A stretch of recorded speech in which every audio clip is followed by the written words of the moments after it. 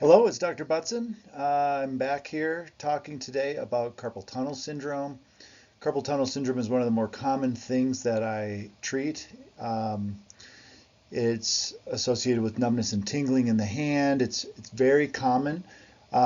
People tend to get this when they get a little bit older, like in their 60s and 70s. It's also common in pregnant women, and typically goes away when the child is born, but sometimes will persist.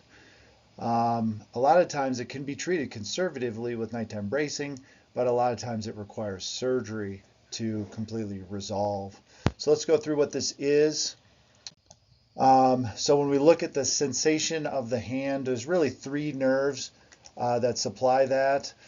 This is the palm side on the left here, so you can see the thumb, the index finger, the middle finger, and then also half of the ring finger is supplied by the median nerve. The ulnar nerve is supplying the pinky finger, and the other half of that ring finger. On the back of the hand, most of the back of the hand is supplied by a branch of the radial nerve, but the ulnar nerve supplies the back of those two fingers as well. So today we're talking about numbness and tingling of the thumb, index, and middle finger mostly, but also half of the ring finger. A lot of people say, oh, it's all the fingers, because they don't actually realize that the little finger, like the pinky and the ring finger, on the half of it are not involved. Once I start talking to people about that and they say, oh, well, let me just, because a lot of times it starts only at night, they'll say, oh, let me think about it. And then they'll come back and say, yep, sure enough, the pinky's not involved. It's just those other fingers. So these are the nerves that go into the hand. Of course, carpal tunnel, it's going to be right in here on the model, on the drawing. We've got some better drawings here next. So this is showing, again, in this picture here, just kind of looking at the area that's affected. Again, that's half of the ring finger. There's a few other branches, but essentially this red area is the area that people say they've got numbness and tingling. A lot of times it happens not constantly, so like it comes and goes. It's like typically with driving, with sleeping, people tend to shake their hand out as they're trying to wake it up. These are common symptoms. This is a nice drawing showing what that, if we could go into the hand about a half an inch, we would see this structure here called the transverse carpal ligament. And that nerve, that's that median nerve again coming through. This is a very, dramatic drawing. I don't think I've ever seen one look, glowing red or anything like that.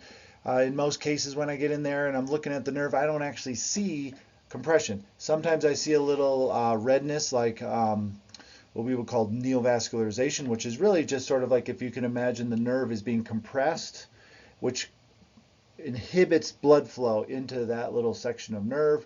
So what our bodies do is they grow another little blood vessel, another little blood vessel, another, just trying to get more blood flow along that nerve. And so from the outside, it looks pink or it looks red. So sometimes I'll see that, but that's probably more rare. Um, Mostly I just get in there and it looks like a normal, white looking nerve. This drawing down here, or this picture down here, if you can imagine, we didn't go through the branches of the median nerve, but as the median nerve comes through, there's branches that go in to supply the sensation, but there's also a small branch that comes over to these muscles, and this is called the thenar muscles of the hand. And so this picture here shows somebody who has thenar atrophy, which means that they've got severe carpal tunnel that's been ongoing for a long time, and that they actually have muscle atrophy as a result of that. And that's a sign of advanced disease, so don't wait for that to happen before coming in, because a lot of times that is a sign of permanent nerve damage, meaning I can release it, but it doesn't really recover. Um, So if we're looking at just another picture, I always like this. I always kind of describe this picture to people when I see them, kind of saying, well, here's a cross section of the median nerve. And I always kind of say that the floor and the walls of the tunnel, this is the tunnel here, the median nerve is the yellow thing, this is carpal tunnel. So there's 9 tendons, and these are all the flexor tendons. So these tendons flex the fingers down, but in that same tunnel is this nerve. And so a lot of times I like to think that carpal tunnel forms when there is more swelling in the tendons. And in fact, I have seen that plenty of times in people who take like a new job. They've always had a desk job and they feel like, oh, I really want to change of pace, so they get a job like at a farm or something like that, and they're digging, or they're like landscaping and they're digging weeds and they're doing all sorts of manual labor type stuff, and then all of a sudden they get tendonitis, meaning the tendons get swollen, and that swelling, because the carpal tunnel won't really expand, that puts pressure on the nerve. This is a nice drawing here, just kind of showing that. You can see that little branch going to the muscle that I was just talking about. So where do you start? Usually you start with conservative treatment, right? So you could say, all right, we're going to rest. We're going to take some anti-inflammatories. We're going to try to get some of that inflammation away. Anti-inflammatories, over-the-counter ones, ibuprofen, naproxen. If you can't take those, people do get some relief from Tylenol, but Tylenol is not an anti-inflammatory. So if you're able to take whatever, ibuprofen is usually a good place to start. There are some things called nerve gliding exercises, which can kind of help the nerve glide through that area. The things that have really been shown to make a difference once it gets to a certain level of severity is the nighttime bracing, especially if it's coming and going and it's worse at night. Just an inexpensive, off-the-shelf brace, usually a one with Velcro straps and a little plastic piece here. Just try that at night and see if that helps you. Some surgeons and doctors will offer cortisone injections. I tend not to do that. And you can see this drawing here. You can see where the median nerve is just sitting there. Well, your injection is going to go through the transverse carpal ligament, or just in front of that. But really, when you look at a lot of the studies, that nerve could be anywhere. And if you inject cortisone into the nerve itself, that can really cause permanent nerve damage. So I tend not to do that. Fortunately, the surgeries that we're about to talk about, they are pretty simple and they have a good track record. They are very safe. We can even do them without anesthesia. And so I tend to kind of try the bracing. One thing I did not mention on here is the nerve test, which is where we can actually clearly identify whether you've got carpal tunnel syndrome or not. I don't do them personally. I send you to another doctor that does that. Another thing we can use to diagnose it is ultrasound, and I have an ultrasound in the office here, and I can use the ultrasound to measure the cross-sectional area of the nerve. A lot of times, the EMG test has some advantages where it can pick up on other nerve compressions and localize the lesion. But ultrasound's another way to tell. A lot of times people come in and they have just real typical symptoms, and that's enough for me to be convinced that carpal tunnel syndrome is the correct diagnosis and actually start treatments, including surgery. So the two ways that I release a carpal tunnel, the way that I would say I probably most commonly do, although I do about a little bit of maybe half and half, but probably a little bit more of the mini open versus the endoscopic. The mini open was always my go-to technique because I'm really into safety. And so it has a lower incidence of nerve injury. The trade-off is the scar. So you can see on this picture here that there's a scar on the palm. And essentially, if you look at this drawing here, what I'm going to do is in the surgery is I'm going to cut this little band here. And because you can see under direct visualization, this is something where I'm actually using my own eyes through special glasses that are like telescopic glasses where I can see real clear. What I can do is just numb up the skin, take you into the surgery room, we get everything sterile prepped, and then I can just kind of open it up because you're numbed up, you don't feel it at all, layer by layer, and get down to this ligament, and I can release that.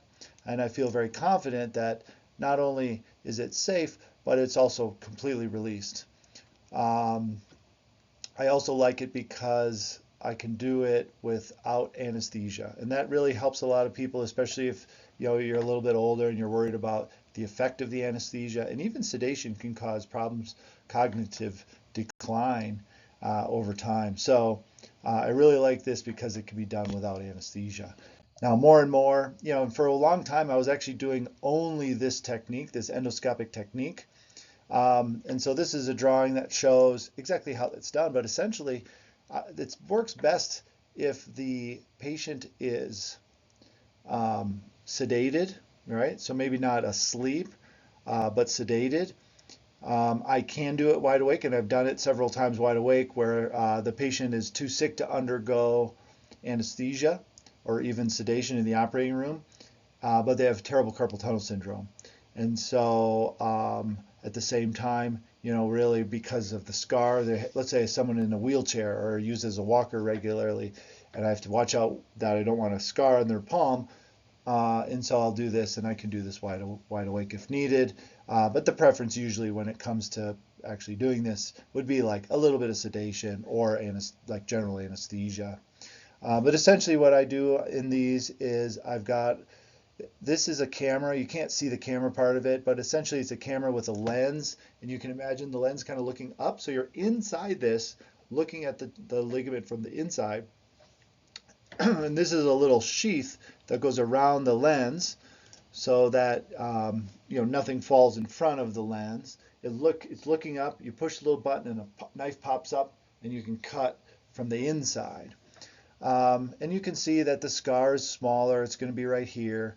The risk for the nerve injury, and this is always a little bit tricky because it's not like a huge risk, but it definitely is more risk than the mini open technique. The other thing is, I always feel like there's a possibility that it can be an incomplete release because I'm using a camera. And I always trust my eyes more than I trust a camera or a TV screen or something like that. And so I always, just a little hesitation to say 100% guaranteed, fully released. But I don't even remember the last time I had an incomplete release with one of these. So so they're all very reliable surgeries. Afterwards, really there's very few restrictions regardless of the technique that you use. The main thing here is kind of like the second concept here, where regardless of what technique you have, if you do too much too soon, you create inflammation, which is swelling. It can create pain. It can slow your recovery down. So even though there are no restrictions, it is recommended you kind of go slow and not overdo it. Wound care is easy. Return to work, it depends on how physical people need to be. A lot of people go back to work even on the same day as the surgery or the next day.